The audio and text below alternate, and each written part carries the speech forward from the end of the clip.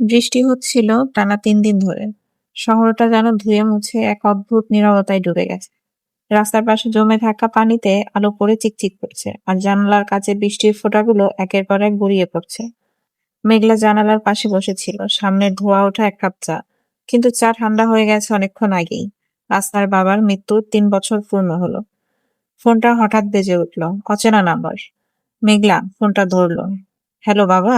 ওপাশে কয়েক সেকেন্ড নীরবতা, তারপর এক ভদ্র কণ্ঠ বলল, দুঃখিত, মনে হচ্ছে ভুল নাম্বারে ফোন করেছি। মেঘলা তাড়াতাড়ি বলল, না, ভুলটা আমারই হয়েছে। ফোনটা কেটে গেল, কিন্তু আশ্চর্যের বিষয়, লোকটার গলায় এক অদ্ভুত শান্তি ছিল যা মেঘলা অনেকদিন শোনা হয়নি। সেদিন রাত 10টায় আবার একই নাম্বার থেকে ফোন এলো। লোকটা বলল, আবার বিরক্ত করলাম না তো? না, আসলে আজ সারাদিন মনে হচ্ছিল বিকেলের ফোনটা ঠিকভাবে শেষ হয়নি। মেঘলা একটু হেসে বলল, আপনি কি সবার সাথেই এমন ভদ্র? লোকটা হেসে উঠল, না, শুধু যাদের কণ্ঠে খুব বেশি একাকিত্ব শুনি। মেঘলা চুপ করে গেল।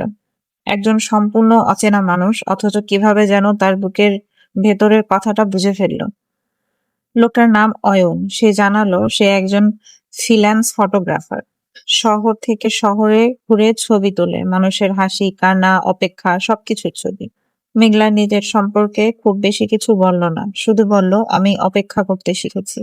অয়ন প্রশ্ন করল, কারণ কিছু উত্তর জোর করে জানা যায় না। এরপর থেকে প্রায় প্রতিদিন রাত 10টায় তাদের কথা হতে লাগলো। মজার বিষয় হলো, তারা কখনো ভিডিও কল করতো না। কেউ কারো ছবি চাইতো না, শুধু কথা। অয়ন গল্প করতো পাহাড়ের, নদী, ট্রেনের জানালার বাইরে ছুটে চলা গ্রামের। মেঘলা শুনতে। একদিন পর সে আবার হেসেছিল। এক রাতে হঠাৎ অয়ন জিজ্ঞেস করলো, যদি একদিন দেখা করতে বলি, আসবে? মেঘলা দীর্ঘশ্বাস ফেলে বলল, যাদের জীবনে সবাই চলে গেছে আর তারা আর দেখা করতে ভয় পায়।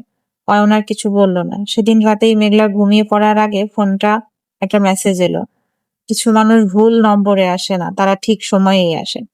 মেঘলা অনেকক্ষণ স্ক্রিনের দিকে তাকিয়ে রইল। প্রথমবারের মতো তার মনে হলো জীবনে হয়তো এমনই পুরোপুরি ফাঁকা হয়ে যায়নি।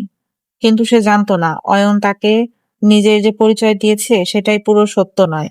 তার জীবনের সবচেয়ে বড় সত্যটা এখনো লুকিয়ে আছে, আর সেই সত্য জানার পর মেঘলার জীবন এমন ভাবে বদলে যাবে সে কখনো কল্পনাও করেনি। চলবে, আপনাদের যদি গল্পটা ভালো লেগে থাকে অবশ্যই কমেন্ট করবেন দ্বিতীয় পার্টের জন্য। ধন্যবাদ, ভালো থাকবেন সবাই।